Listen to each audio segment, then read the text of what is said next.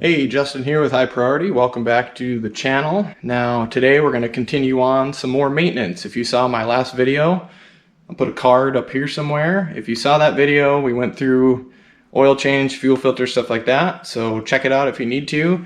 But today we're just going to focus on some air filters. This is actually, well, let's put it on the side that most people can read, the cabin air filter.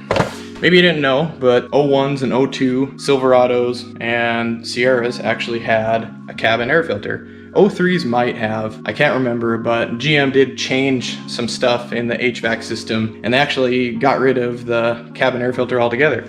They did bring it back for the 14 year when they came out with that new body style. So with the HD trucks, might have been 15, they actually came back with a cabin air filter. And actually the new trucks, the 20s and 21s, the new styles also have a cabin air filter, which is pretty cool. That's a nice feature to have in the truck. I don't know why they got rid of it, you know, with the 04s, 05s, 06s, 07s, 08s and all that, but they did. So we're just gonna dive in there and show you how to change this filter. It's pretty easy, it's not too bad. You'll just need a couple of basic tools.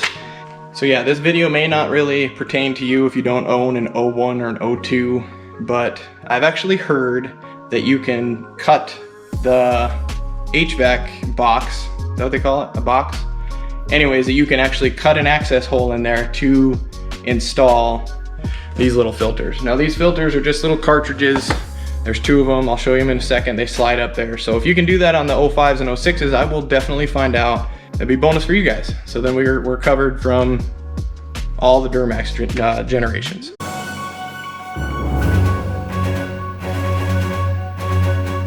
So let's go ahead, hop onto the dash. I'll show you exactly what you need and I'll show you exactly how to access the cabin air filter. All right, so here we are. The part number, I just grabbed these from the local parts house. This was AutoZone, it's a STP, it's CAF1707. All right, here's your filters. Pretty basic, I don't know. If you've never changed these, they might be pretty awful, so. Down in here is our panel here. So mine's a little dirty. I apologize for the filthy truck, but here's your panel that we got to take off. There's 3 screws in this. There's one here. You can see that one there. There's one back here. And then there's one tucked up inside a hole here. It's a pain in the butt to get to. And those screws are 7mm. Now, some of you may not have 7mm sockets. Well, you can get a 9/32, and it's really sloppy, but it fits on there. But a 7mm is perfect. All right, so let's go ahead and take these 3 screws out. We'll get this cover out of here.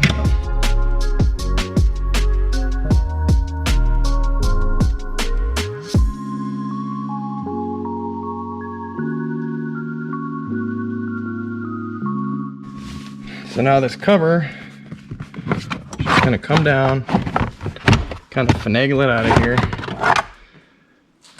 and we're out just like that. All right, now here's the main unit. Got that cover out of the way. Now our filter is right behind this little access panel. This is where you might not have this socket. This is actually a 5.5. There's a 5.5 right there. So that's the one we're gonna take out. Swap my ratchet around here.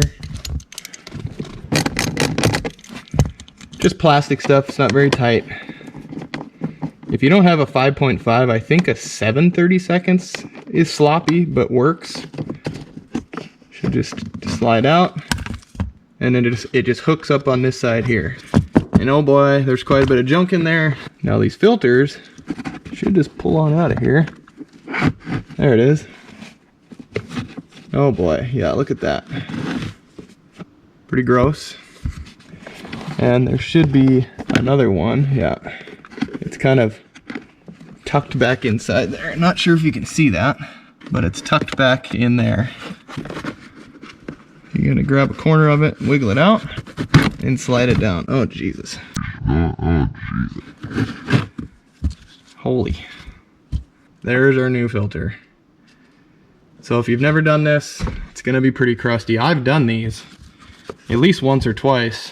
Granted, I've owned this truck for 10 years.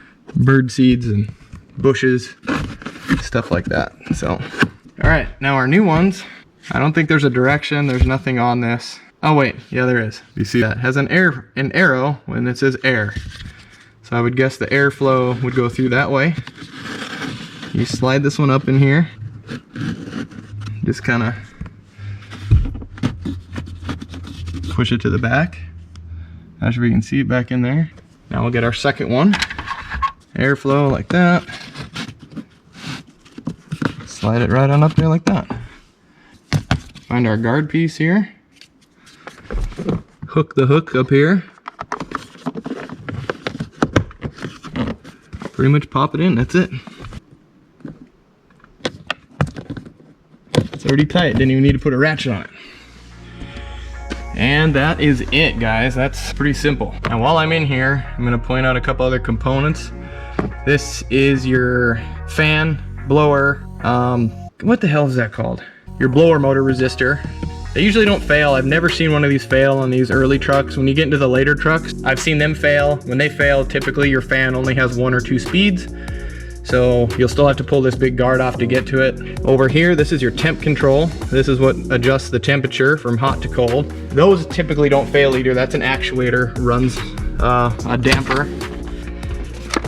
Back in here, up above there, I'm not really sure you can see it, it's really dark, is the one that runs the recirc. That's an actuator that runs the recirculation from fresh air to recirculated air. And then we'll jump over to the other side to see the most common problem with any year Duramax from 01 to 07, and that is the mode actuator. That's what controls everything from your front vents here, your defrost, your floor. That one tends to go out quite often, and I'll give you a peek of that here in just a second. All right, here we are on this side of the truck, the driver's side, and it's gonna be really dark, and I'll try to get the light up there. There's your mode actuator. I'm not sure if you can see it. It's right above this pipe here. This actually pops out. Take that out of the way. And your mode actuator is right up there. I'm not gonna show you how to replace it. I don't need to. I already ran through that whole conundrum.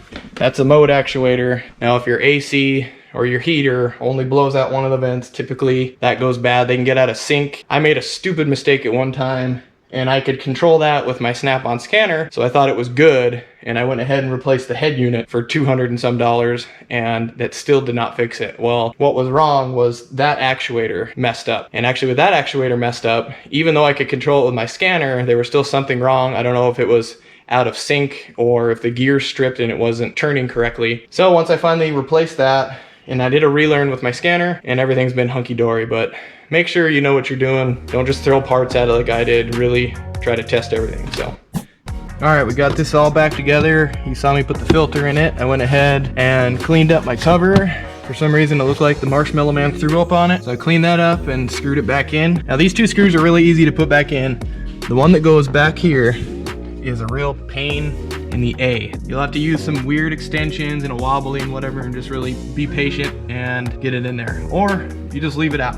That's totally up to you, but we're done in here. Now, on the subject of air filters, maybe we should talk about this air filter. Check your factory air filter. It's pretty much the same as this bank setup. There's 4 screws in it. You take the 4 screws out and you just pick this up. You don't have to disconnect anything off your engine. Just open it up, pull your cartridge out, and either check it or replace it. There's a lot of things that can happen when you have a dirty air filter. Your truck's not gonna perform, you're not gonna build boost, smoke out the tailpipe because you're not getting enough air to it. So just check this out, make sure it's good to go. A factory cartridge in that is, you know, maybe 20, 30 bucks. Just for reference, the STP number, since that's the same one we used inside, for an air filter, it's SA8755 if you have a factory setup for this truck. So remember this in 01 and 02, so check it out. Just do your due diligence, do your maintenance. If you've got a buddy that's got a truck, send it to him, share it with your friends, like, subscribe, let me know in the comments below. If I helped you, let me know. I need to help 2 people. If I can help just 2 people on this video, I'll be happy. So that's it for this video. Thanks for watching, and we'll see you next time.